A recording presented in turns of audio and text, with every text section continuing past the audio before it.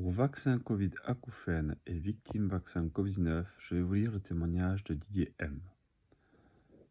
Le 26 août 2021, 5 heures après ma première injection Pfizer, lot FG6273, j'ai eu une sensation de tête pleine, bourdonnement d'oreilles et céphalée constante. Le 16 septembre 2021, juste avant ma deuxième injection, Pfizer lot FF2834, j'ai signalé cela au vaccinateur. Aucune écoute. Alors, on vous vaccine ou pas? Il faudrait savoir. Hélas, j'ai fait cette deuxième dose à laquelle j'ai surréagi.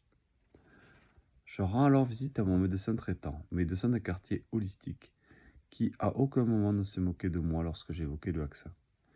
Il préconise une analyse de sang. Une lymphopénie est diagnostiquée. C'est une baisse des globules blancs.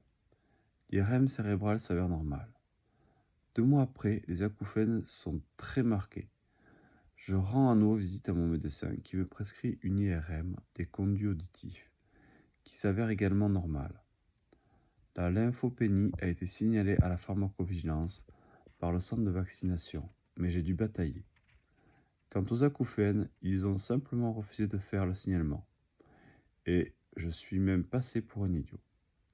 J'ai consulté un ORL qui n'a pas botté en touche. Le virus peut créer des lésions, mais le vaccin aussi. J'ai fait 2 doses, pour des raisons personnelles. J'ai un membre de ma famille en EHPAD. Ce grand centre de vaccination parisien, où le ministre de la Santé, Olivier Véran, a rendu visite, n'était pas du tout adapté au cas par cas. C'était vraiment de la vaccination à la chaîne.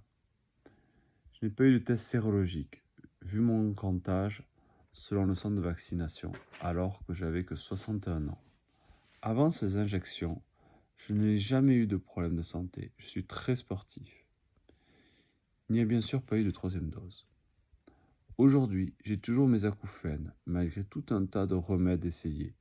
Sophrologie, plantes, quiconque, homéopathie, ostéopathie crânienne, réflexologie, acupuncture, etc., etc. J'ai également une perte de 55 dB dans les aigus et pour les 2 oreilles. Avais-je cela avant la vaccination? C'est toute la question. Je pratique toujours la course à pied et le vélo, mais cela augmente l'intensité de mes acouphènes. La natation, avec le bonnet avec la tête dans l'eau, semble les atténuer un peu, même si, hélas, je me cogne en ligne d'eau maintenant. En 2020, avant la vaccination, j'ai fait le tour de Normandie à vélo. 6 et 7 heures de vélo par jour pendant 10 jours, aucun problème. J'ai fait la même chose en juin 2022, après la vaccination, mais plus du tout les mêmes sensations. Acouphènes jour et nuit, comme un avion dans la tête, très violent, et la tête comme dans un seau. J'ai une connaissance parfaite de mon corps. En post-vaccinal, ce n'est pas le même bonhomme. Et ce n'est pas un vieillissement normal qui est progressif. C'est comme si j'avais un corps étranger dans le sang ou un truc plus à sa place. Bref, je suis comme habité. Le vélo et la course à pied étaient mon dernier espace de liberté.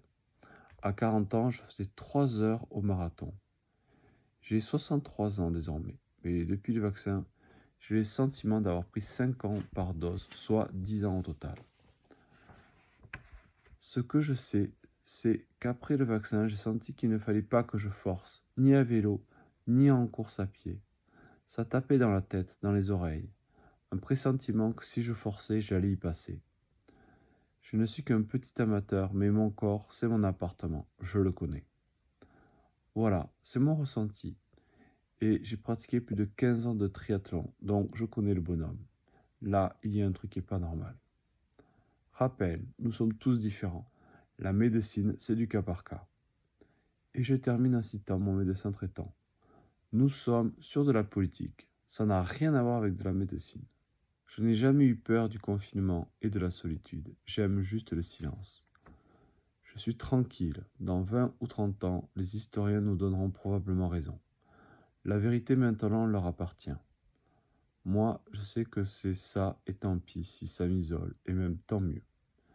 Bien sûr, je ne peux pas prouver grand-chose, mais le camp d'en face, quant à lui, ne peut pas prouver sa certitude, sauf peut-être par des chiffres statistiques. Mais ça, c'est souvent discutable. Et je terminerai par une citation de Montesquieu. Une injustice faite à un seul est une menace faite à tous.